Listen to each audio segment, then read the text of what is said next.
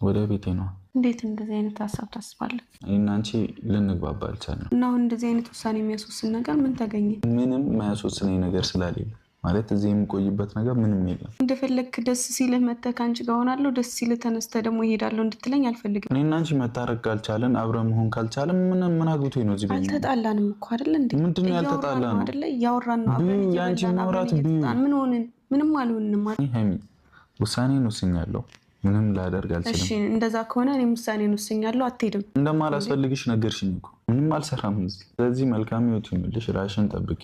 ለምን ስነ ስርዓት አይነው? ከቻልሽ የሆነ ደስ የሚል መልስ ማለት በቃ እሄዳለሁ። በጠዋት ቀስቅሰኝ ቀኔን አታበላሽብኝ ብሩኬ። በእናትህ ስነ ስርዓት ይኑር። ደስ እንዳለሽ እንድታወሪኝ አፍሽ እንድትከፍችብኝ አልፈልግም። ገብቶሻል? እየተከባበረን እያከበርሽ እንድትኖሪ ነው ፈልጉ። እና ከዚህ በላይ እንዴት ላክብርህ? ውሳኔን ተናግሬያለሁኝ። ከዚህ በኋላ መቆየት ምን ማረገው ነገር የለም። በጣም ተሽሎኛል።